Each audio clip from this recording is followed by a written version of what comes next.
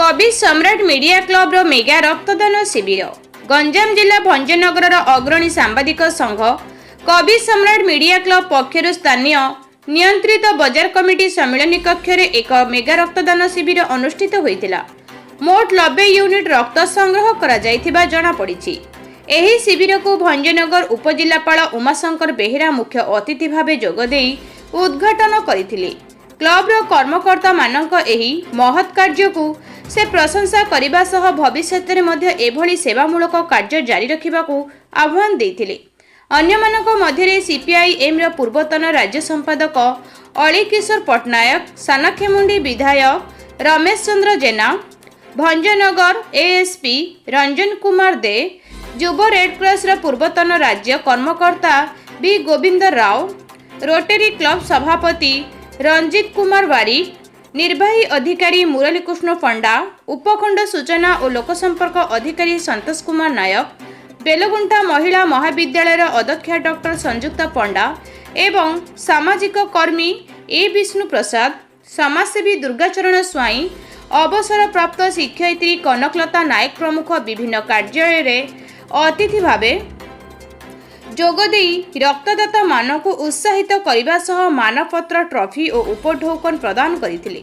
सूचना योग्य जे कवि सम्राट मीडिया क्लब गंजाम जिलार विभिन्न ब्लॉक रो सांबादिक मानक नहीं दीर्घ दिन धरी सांबादिक सुरक्षा एकता तथा सामाजिक सेवा जोगाई आसुछि। एही अवसर रे फुलबाणी सरकारी एपीपी आदित्य प्रसाद त्रिपाठी तांकर 25तम रक्तदान एही शिविर रे देइथिबारु तांकु अनुष्ठान पक्षरु स्वतंत्र सम्मानित करा जायथिला।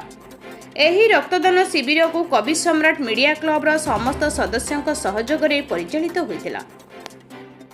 भंजनगरु सुमंजली त्रिपाठी का रिपोर्ट, सूर्यास्त न्यूज।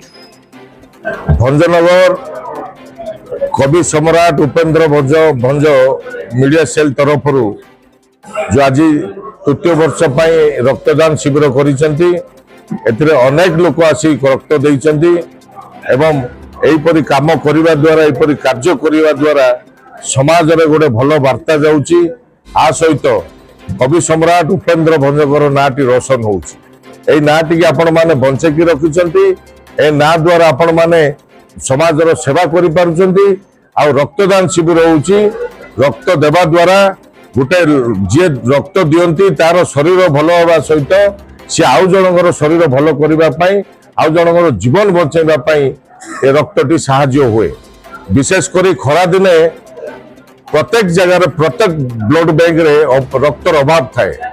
से समय मु मध्य तल दिने गोटे ब्लड कैंप करी 400 यूनिट ब्लड देइथिली खरा दिने एवं जे जो जगह ब्लड कैंप करछन ताको धन्यवाद देबी। जो माने ब्लड डोनेशन करछन्ती सेमानकु धन्यवाद देबी। जो माने आयोजन करछन्ती ताको मानकु मध्य धन्यवाद देबी। एही परि काम करी आम समाज को आमे सुधारिबा, आम समाज रे गोटे भलो वार्ता देबा एवं निज शरीर भल रहिबा सहित आउ गोटे लोकर शरीर भल करबा गुजन जीवन बंचाई पारिबा। सेहीपरि जो मीडिया सेल तरफ आज ए आयोजन करछन ताको धन्यवाद देबी। आ आगामी वर्ष को मध्य करंतु प्रत्येक वर्ष एहीपरि कार्य करी समाज रे गोटे भल वार्ता दियंतु। धन्यवाद। मु प्रथमे अविसूर्य मीडिया क्लब भंजनगर से आज एभली जो एक आयोजन कर अत्यंत आनंदित एवं गर्वित जे प्रतिवर्ष आपने मीडिया बंधु मैंने एभली एक कार्यक्रम कर जो शताधिक लोकंर रक्तदान आपने यहाँ रक्तदान हूँ एक महत् दान केवल नुहे एक सामाजिक कर्तव्य एवं आप मैंने से सामाजिक कर्तव्य को निर्वाह कर रक्तदान गोटे जिनस जो एक जाति धर्म वर्ण निर्विशेष आम भितर जिते भेदभाव थिले भी जिते प्रकार कली तकराल थिले भी आवश्यकता पड़े से रक्त ही आमको बचाऊँच एवं कौ रक्त कहा कौ जातिर कौ धर्मर तार कौन हिसाब ना ए कहीं जापारती। तेणु एक जीवन रक्षाकारी उपादान हूँ रक्त रक्त कौन से दुकान रे बाजार रे मिले ना। रक्त को आमको दान करने को हम आम धर्म ना संघर्ष करुचे ଧର୍ମ ନାମରେ ଭେଦଭାବ ହେଉଛି, କିନ୍ତୁ ଯେତେବେଳେ ରକ୍ତର ଆବଶ୍ୟକତା ପଡ଼ୁଛି ସେ ରକ୍ତ କେଉଁ ଧର୍ମ ଲୋକର କେଉଁ ଜାତି ଲୋକର ତାର କୌଣସି ବାଛ ବିଚାର ନାହିଁ ଏବଂ ୟାଠାରୁ ଅଧିକ ମହତ୍ କାର୍ଯ୍ୟ କିଛି ନାହିଁ। ଏବଂ କେବଳ ଏଇଟା ନୁହେଁ, ମଣିଷ ହେଉଛି ଏକ ସାମାଜିକ ପ୍ରାଣୀ, ତେଣୁ ସମାଜ ପ୍ରତି ତାର କର୍ତ୍ତବ୍ୟ ଅଛି, ତାର ଅବଦାନ ରହିବା ଦରକାର। ସମାଜଠୁ କେବଳ ସେ ନେବ ନାହିଁ, ସମାଜକୁ ମଧ୍ୟ ସେ ଦେବ ଏବଂ ଦେବାରେ ହେଉଛି ଆନନ୍ଦ, ନେବାରେ ଆନନ୍ଦ ନାହିଁ। ଏବଂ ସେଇଟା ରକ୍ତଦାନ ଭିତରେ ଦେଇକରି ସେ ସଚେତନତାଟା ଆପଣମାନେ ସୃଷ୍ଟି କରୁଛନ୍ତି। ସେଥିପାଇଁ ଧନ୍ୟବାଦ ଦେଉଛି ଆପଣମାନଙ୍କୁ। ଏ ମହତ୍ କାର୍ଯ୍ୟକୁ ଚାଲୁ ରଖନ୍ତୁ ଏବଂ ସମଗ୍ର ଶରୀର ଭୂତ ଶରୀର ଦାନ ଯେଉଁ କାର୍ଯ୍ୟକ୍ରମ ତାକୁ ମଧ୍ୟ ଆପଣମାନେ ଏଠି ପ୍ରୋତ୍ସାହିତ କରନ୍ତୁ। ଏ ଆହ୍ୱାନ କରିକି ମୁଁ ଆପଣମାନଙ୍କୁ ପୁଣି ଥରେ ଧନ୍ୟବାଦ ଦେଉଛି।